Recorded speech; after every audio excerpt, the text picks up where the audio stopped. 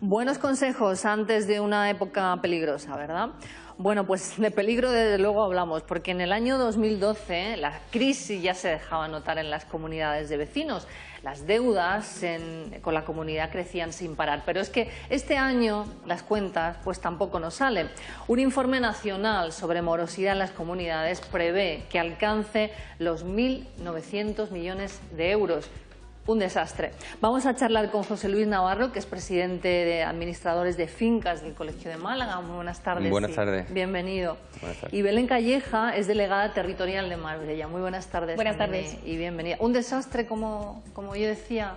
Seguramente más de lo que dices, ¿no? Porque es verdad que en el 2012 los números del año fueron terribles, pero el 2013 probablemente se avecine mucho peor. Y si bien los indicios de este primer trimestre son catastróficos, muchos nos tememos que a lo largo del verano la situación sea mucho más dramática. Tampoco vamos a ser catastrofistas, pero sí que es verdad que hay comunidades donde la situación es realmente ya dramática. Bueno, ¿y cómo afecta eso a la comunidad o al edificio? ¿O cómo afecta? Conocemos de compañeros muchas comunidades que están teniendo incluso que, bueno, además de estar negociando continuamente las deudas con suministros de luz y agua, en algunas comunidades han tenido incluso que prescindir de esto, o se les ha cortado el suministro, han prescindido de servicios como la piscina, porque obviamente... Bueno, la piscina no importa, lo malo es la luz, ¿no? Claro, por supuesto, eso es, la verdad que es dramático, realmente la situación es bastante preocupante. También es verdad que tampoco se puede generalizar. Hay comunidades que están relativamente saneadas porque están más consolidadas en el tiempo, son primeras residencias, y entonces ahí el margen de morosidad, si habitualmente ha estado a lo mejor en un 5, entre un 5 y un 10%, y ahora se te va al 15%, pues bueno, está mal, pero bueno, tampoco es una cosa dramática. Pero estas comunidades donde un número importante de inmuebles estaba en manos de inmobiliarias o de inversionistas y que de buena primera cortan los pagos y un porcentaje muy importante de tu presupuesto se te queda sin cobrar, tienes que tirar de cuota extra a los propietarios que sí pagan para suplir lo que no están pagando estas empresas, ahí ya es cuando la situación se pone realmente mala, ¿no? Mala. Y ya no digamos empresas en concurso de acreedores, promotoras que han ido a la quiebra, etcétera, etcétera. José Luis, en este caso, al final la palabra banco siempre aparece. Estabas diciendo segundas residencias en muchos casos, casas que tienen por vender, que ellos son los propietarios y tienen que pagar su comunidad igual que otros vecinos. Y a lo mejor estamos hablando de 30, de 40, de 50 pisos.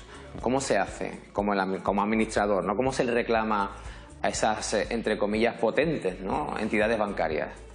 Claro, bueno, con las entidades bancarias es que se da un fenómeno curioso, porque es que las entidades bancarias en realidad son solventes. El problema es que ellos juegan mucho con los plazos. Entonces, cuando se adjudican, por ejemplo, un inmueble en subasta, ellos tienden a dilatar al máximo lo que es el auto de adjudicación para poder sentirse propietarios, porque como ya lo dan por seguro y saben que hasta que no tengan ese auto por parte del juzgado, formalmente no se le puede reclamar nada, pues ellos van dilatando, el juzgado desde luego no le va a meter prisa a ellos, a veces ellos metiéndole prisa al juzgado y tampoco funciona. Y entonces, claro, van ganando tiempo y ese tiempo va en perjuicio de las comunidades que no cobran. Claro. Además, tardan bastante tiempo en inscribir, en llevar ese auto al registro, con lo cual hay un periodo de tiempo en el que hay un desconocimiento realmente de quién es el propietario, ¿no? Hay que hacer un seguimiento cortísimo en el juzgado, la relación con el abogado de la comunidad tiene que ser muy mano a mano para poder enterarnos de quién es el titular de registrar de ese apartamento. Se lo saben todo, ¿no? Porque el banco... Se da incluso la picaresca, perdona Belén, de que no inscriben hasta que no venden. Claro. Y así ellos se ahorran, ¿no? Nunca llegan a ser titulares por mucho tiempo, o sea, es un mero trasto, ¿no? O sea, ellos cuando inscriben es porque han vendido ya y presentan los dos títulos a la vez. El título de su adjudicación por parte del juzgado y el título de venta en favor del comprador. ¿Y cuando es en propiedad? Cuando ellos son los promotores directamente, en este caso, que es la vivienda es suya hasta que la vendan. Bueno, los bancos normalmente han entrado en promoción, pero han entrado con alguna promotora. Ellos, las viviendas, por ejemplo, en el caso de Arenal, un caso que hemos estado comentando antes de que empezara el programa, este fue un caso así, ¿no? Era una entidad bancaria que, en consorcio con una promotora, pues hizo una serie de promociones y al final pues acabó quedándose con las viviendas porque la promotora fue a la quiebra, ¿no? En ese caso, pues tienes que ir un poco a ver cómo le va el régimen de ventas, porque ellos dilatar van a dilatar.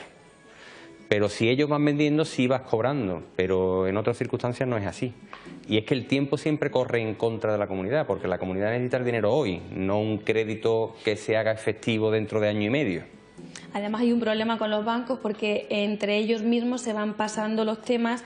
Cuando antes lo llevaba una persona, después esa persona se va y pasa a otro banco, y además este banco ha sido absorbido por otro banco, con lo cual cada vez que se produce esa transformación nos llega el pertinente email solicitando que se adjunte certificado del CIF de la comunidad, copia firmada y sellada de cada una de las... Que puede llegar a mandarlo hasta 8 veces, ¿no? En un momento dado, ¿no? Y todo esto hablando de un deudor. O sea, que encima ya hace trabajar tanto una persona que debe dinero y que sabes que lo está haciendo para dilatar el pago. Hay que ver, ¿no? Un poco... Y que no pagan. Claro. Y cuando ponen la reclamación judicial, llegan y pagan. Y ya está. Y como no tiene problemas, pues no hay tampoco... O le mandan un burofax y entonces te pagan. Pero ¿Cuánto tiempo lleváis vosotros en vuestra profesión? Bueno, yo llevo 20 años. ¿Y te habías encontrado? Como abogado y relacionado con comunidades propietarias. Bueno, mi pregunta era si te habías encontrado alguna vez una situación como la que estamos viviendo. Lo que estamos, vamos, en morosidad siempre he conocido yo, porque es normal. Pero es que ahora se da un fenómeno perverso. Y es que yo creo que por primera vez en la historia las viviendas valen menos de lo que tienen por carga hipotecaria. No me toque ese tema que me deprime hasta mucho, el momento, claro, hasta el momento, históricamente, conceptualmente, la ley lo que prevé es que yo pueda tener como deuda hipotecaria un importe inferior a lo que valga la vivienda. Siempre ha sido así, nadie te va a dar más de lo que vale la vivienda. Pero de unos años para acá la situación no es esa. La situación es que el que está pagando una hipoteca sabe que lo que le queda por pagar es a veces el doble de lo que vale su vivienda. De lo que han puesto ahora, los precios que han puesto en la actualidad. Entonces, ¿qué ocurre? Que si tú, la ley, lo que te está previsto que, claro, el valor de la vivienda sea superior. Entonces, cuando tú lo saques a subasta, siempre habrá un interesado que esté dispuesto en adjudicarse la vivienda asumiendo la hipoteca, porque la hipoteca tendrá un valor inferior a la vivienda. Hoy no es el caso. Hoy tú no puedes sacar ningún inmueble a subasta porque nadie se lo va a adjudicar. Porque lo que tiene como carga hipotecaria duplica lo que pueda valer la vivienda. Entonces, claro, ahí es donde realmente se produce el problema de las comunidades, que es que estamos imposibilitados la mayoría de las veces de poder ejecutar las deudas que judicialmente incluso podemos tener reconocidas. Pones el procedimiento, el juzgado tarda lo que tarda, pero al final consigues tu pronunciamiento judicial diciéndote que fulanito te debe.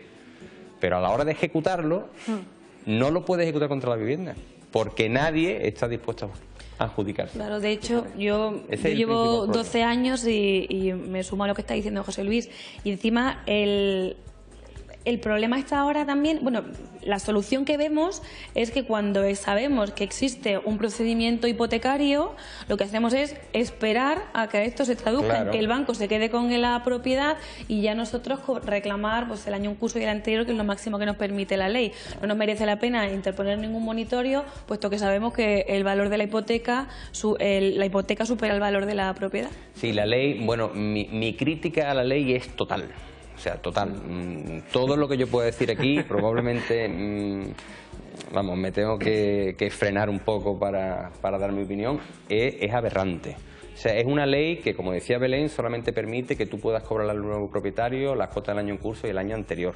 Además, no está tampoco claro desde qué fecha se cuenta esos plazos, porque en caso de compraventa sí, desde la fecha de la transmisión, pero hay otro supuesto de subasta, cuando en la adjudicación en subasta, en la expedición del auto de adjudicación, el testimonio del auto, la inscripción. O sea, hay unas fechas ahí donde hay una cierta inseguridad y nunca sabe uno qué plazo concreto es el que va a acabar cobrando. Luego, resulta incluso chocante de que en el IBI la afección sea por 4 años, por impago, y sin embargo aquí, que se supone que se trata de proteger las comunidades, solo sea por el año en curso y el año anterior. O sea, se dan una serie de supuestos, luego las preferencias no están claras.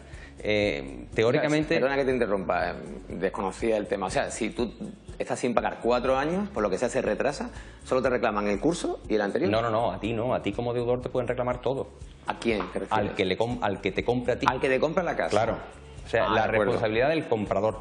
Ah, del comprador. Claro, el problema está en esta segunda residencia, el clásico británico que ha comprado aquí. Ha dejado de pagar porque sabe que la propiedad no lo vale y entonces pues se olvida de la hipoteca y se olvida de todo. Pues hasta que no haya una adjudicación en favor de un tercero y pueda reclamarle a ese tercero, si el propietario es insolvente nunca le vas a poder cobrar esa deuda.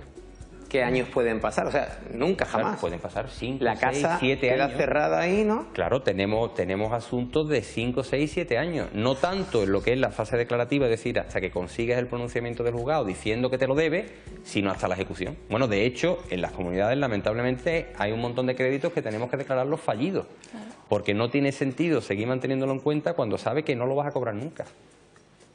Qué duro lo tenéis, con razón estás, como decíamos, quemado, ¿no? Hombre, un poquito. Yo tengo pleitos que se han iniciado en el 2008. Claro, como empieza la reclamación, la ejecución, ahora llega el embargo. Ahora se da el caso que tú, para sacar el bien a subasta, tienes que tasar la propiedad. Por supuesto, tú tienes que adelantar el dinero.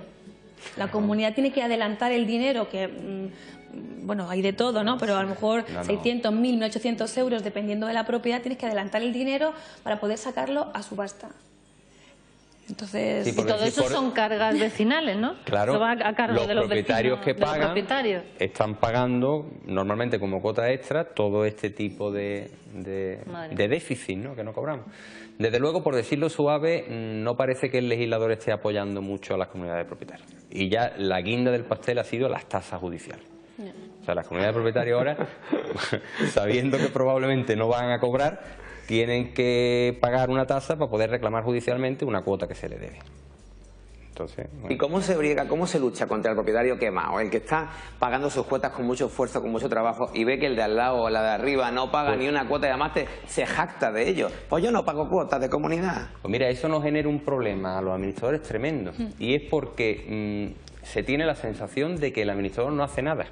Claro. Y entonces se buscan siempre medidas más efectivas que en realidad son erróneas, ¿no? Siempre se tiende, es muy común, por ejemplo, en las comunidades de propietarios ya más clásicas, que el consumo de agua esté incluido dentro del presupuesto comunitario, que no tengan contadores individuales. Bueno, pues siempre tienes el grupo de propietarios que te dice, bueno, y a estos morosos, ¿por qué le seguimos pagando el agua? Pues vamos a cortarle el agua.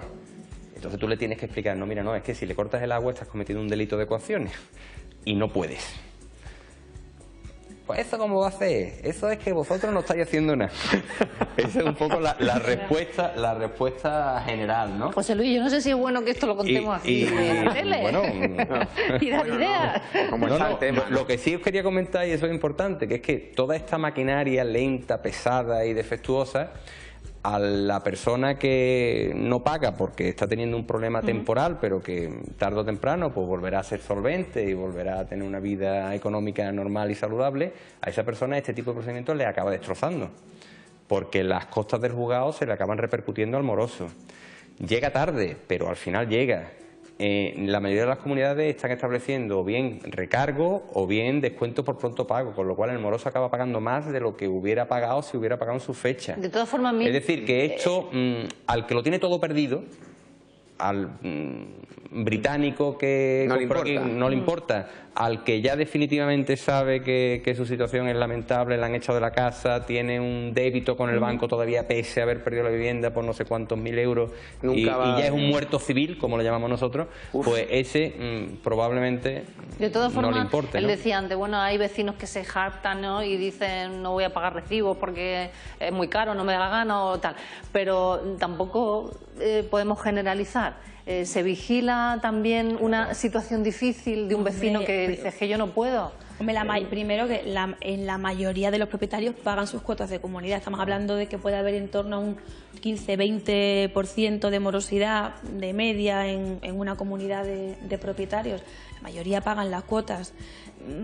Hombre, no, pero yo personalmente... para no meterlos a todos en el mismo saco, claro, habrá gente en dificultades. Claro, yo creo que hay que estar un poco a cada caso particular, ¿no? Hay que diferenciar un poco el propietario que no paga porque le da igual o se ha ido a su país o ya ha dado la casa por perdida y está esperando a que el banco le ejecute la propiedad, o de un propietario que está pasando por un momento difícil. Yo creo que cualquier comunidad, además teniendo en cuenta lo difíciles que están los procedimientos, la reclamación judicial, es mejor un fraccionamiento, un calendario de pagos antes que cualquier reclamación, eso sin duda. Se estudia individualmente, ¿no? Como sí, decía. Sí.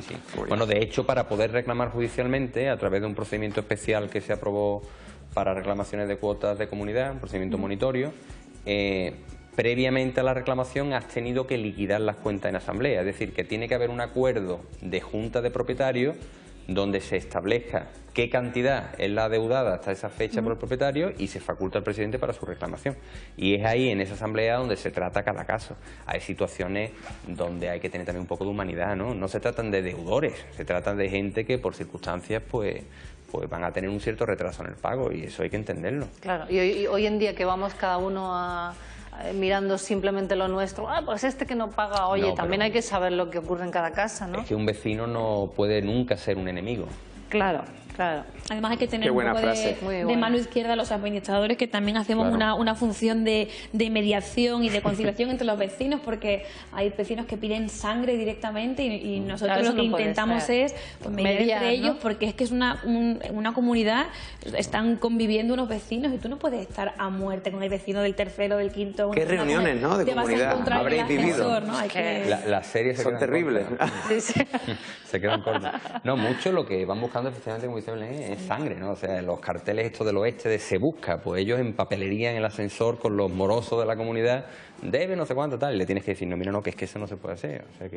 O sea, ¿no son legales los listados? No, solamente cuando vas a... O sea, la ley de protección de datos solamente te permite que tú puedas publicitar una relación de morosos cuando la ley te obliga a hacerlo porque estás convocando una asamblea. Si tú estás convocando una asamblea de propietarios, como el moroso no tiene derecho al voto, ahí sí, ahí cuando no se lo has podido notificar personalmente, tienes obligación de hacerlo a través del boletín del tablón de anuncio de la propia comunidad. O cuando ya se aprueba esa liquidación, en el caso de que tú hayas intentado notificar el inicio de estas acciones judiciales y esta carta ya ha venido de vuelta porque esta persona esté ausente de su domicilio, el que él mismo ha debido facilitar efectos de notificaciones, si no hay manera de contactar con él, pues también se puede por 3 días o en el boletín de noticias de la Pues comunidad. yo lo veo fatal, porque es un poco como para avergonzar a esa persona. Claro, ¿no? No se puede, como escaneo desde luego no se puede utilizar. Además la ley de protección de datos ahí es clara, o sea, tú no... De todas maneras, hablando de domicilio, un detalle muy importante. Nosotros aquí en esta zona, Mijas concretamente, o Marbella, tal, que tenemos un porcentaje de extranjeros muy alto, hay que recordarles a todos ellos que la ley de protección central obliga a que designen un domicilio en España. ¿Cómo, perdón? Que ellos están obligados a designar un domicilio en España. La mayoría no lo hacen. Y es cierto que las administraciones normalmente tenemos datos de email y alguna posibilidad de contacto con ellos, pero no siempre es así. Entonces, cuando no tienes posibilidad de notificarles la propia vivienda porque es una segunda residencia en la que ellos normalmente no habitan, estás obligado a notificarlo en el tablón de anuncios de la comunidad. Y esa notificación, que nadie ve, es como los boletines oficiales del Estado, que nadie los lee, pues esas comunicaciones tienen pleno valor jurídico.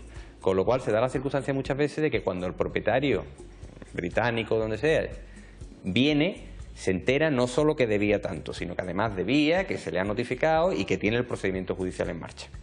Que suele ofenderse, por otra parte. Claro, porque además se da otro fenómeno que ellos tampoco conocen, que es que el que está obligado al pago, aunque ellos en un contrato de arrendamiento tengan establecido que el arrendatario es el que acabará pagando las cuotas, a nosotros eso nos da igual. Usted, lo que usted contractualmente tenga con su arrendatario, a nosotros no nos vincula, nosotros tenemos que entendernos con usted. Con lo cual, si el arrendatario no ha pagado, se la entiende usted con su arrendatario, pero yo me dirijo contra usted. Entonces ellos vienen en la confianza de que el arrendatario ha ido pagando, bueno, el arrendatario o el agente inmobiliario o cualquiera que le lleve sus propiedades. Y cuando vienen se encuentran ya con el procedimiento y se enfadan muchísimo. La culpa es nuestra porque no se les ha notificado, que todo se ha hecho, ¿no? Pero se ofenden mucho. Sí, Bueno, pues que se ofendan. ¿No? Claro, pero es una labor delicada y complicada porque hay que reclamarles porque deben, después hay que justificar, o sea, encima que es una persona que no paga, encima hay que justificar que todo se ha hecho con suma delicadeza y siguiendo a rajatabla la ley, ¿no? Yo estoy seguro, Belén, que hay mucha gente en casa que está viendo nuestra entrevista y está diciendo, madre mía, está recordando reuniones de comunidad sanguinarias totales. Es que la mayoría, pocas he asistido yo que no haya un conflicto. De ahí viene un poquito de por favor, ¿no? Sí, un poquito de por favor. Esa serie, ¿no? Televisiva fantástica. Yo creo que la labor que realizáis es estupenda y lo habéis contado perfectamente bien. No sé si podríamos hacer una segunda parte porque este tema da para mucho, ¿no? La verdad es que nos quedan muchas preguntas, pero estamos muy contentos sobre todo que vengáis a la televisión, a dar la cara, a contar cuál es vuestro papel mediador, porque en todas las comunidades la culpa es del administrador. Siempre. Entonces, eso no puede ser. Desde luego. Pues muchas gracias por estar aquí vosotros, con nosotros esta tarde y hasta la semana que viene. Volveremos a hablar de más temas interesantes. Nos vamos unos segundillos a publicidad y enseguida venimos pues con más temas de actualidad.